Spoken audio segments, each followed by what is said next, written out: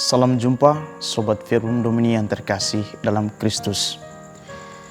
Sebelum kita berenung bersama, marilah kita terlebih dahulu mendengarkan Injil suci hari ini. Inilah Injil Yesus Kristus menurut Santo Yohanes. Dalam rumah ibadat di Kapernaum, Yesus berkata kepada orang banyak, "Semua yang diberikan Bapa kepadaku akan datang kepadaku, dan barang siapa datang kepadaku tidak akan kubuang.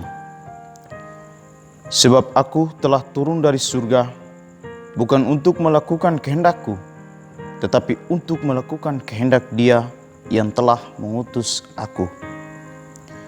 Dan inilah kehendak Dia yang telah mengutus aku, yaitu supaya dari semua yang telah diberikannya kepadaku jangan ada yang hilang, tetapi supaya kubangkitkan pada akhir zaman. Sebab inilah kehendak Bapa-Ku, yaitu supaya setiap orang yang melihat Anak dan yang percaya kepadanya beroleh hidup yang kekal, dan supaya Aku membangkitkannya pada akhir zaman." Demikianlah sabda Tuhan. Terpujilah Kristus. Sobat Verbum Domini yang terkasih dalam Kristus, salam sejahtera untukmu semua. Saya mengajak kita semua bersama-sama mendalami narasi suci yang diperdengarkan kepada kita hari ini. Setelah kemarin kita merayakan pesta semua orang kudus, maka pada hari ini secara khusus gereja mengajak kita untuk berdoa bagi semua orang yang menantikan keselamatannya di tempat api penyucian. Dengan penuh kerinduan mereka menantikan saat diperkenankan bergabung dengan para kudus di surga. Secara khusus kita mengenangkan dan mendoakan keluarga, sahabat, dan kenalan kita masing-masing. Dasar teologis dari perayaan Hari Arwah tidak dapat dilepaskan dari ajaran gereja, bahwa arwah semua orang beriman belum disucikan sepenuhnya dan masih harus menjalankan penyucian agar dapat masuk ke dalam kegembiraan surga. Katekismus Gereja Katolik 1030. Proses penyucian ini disebut gereja sebagai purgatorium, api penyucian.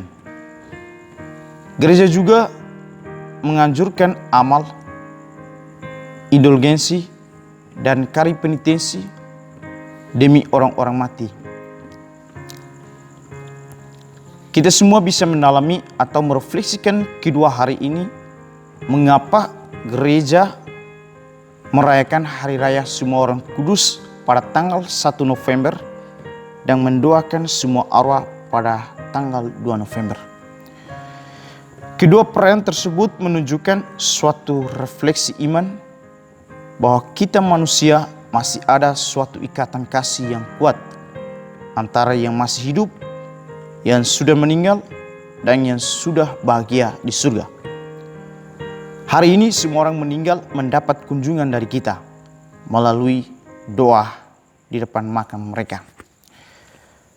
Sobat Verbum Domini yang terkasih, ini adalah momen yang paling terindah bagi kita untuk berteduh dan melingkar serta bersekutu bersama dengan gereja, keluarga, komunitas, dalam suatu tujuan dan harapan besar mempersembahkan keluarga, sahabat kenalan kita kepada Tuhan yang menghidup dan membangkitkan mereka yang telah meninggal.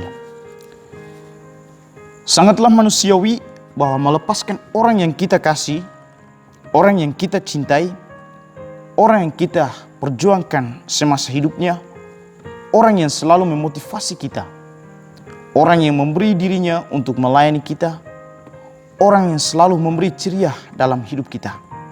Entah ayah, ibu, adik, kakak, ponaan, sahabat kenal, adalah sulit bagi kita untuk melepaskan mereka atau menerima kenyataan kepergian mereka. Karena apa? Begitu banyak kisah yang dirajut bersama. Ada begitu banyak pengalaman yang dilalui bersama. Maunya, inginnya tetap bersama dengan mereka. Terkadang secara emosional kita berkata bahwa Tuhan tidak adil. Mengapa engkau begitu cepat mengambilnya? Aku masih sangat membutuhkannya. Dan sebagainya. Tetapi apa boleh buat? Semuanya terjadi bukan karena kehendak kita, melainkan kehendak Tuhan. Maka muncullah sebuah doa yang sering kita dengar, bahwa rencana dan rancangan kita berbeda dengan rencana dan rancangan Tuhan.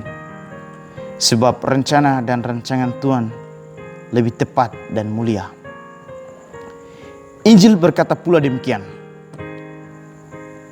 inilah kehendak Dia yang telah mengutus aku, yaitu supaya dari semua yang telah diberikannya kepadaku, jangan ada yang hilang, tetapi supaya aku bangkitkan pada akhir zaman.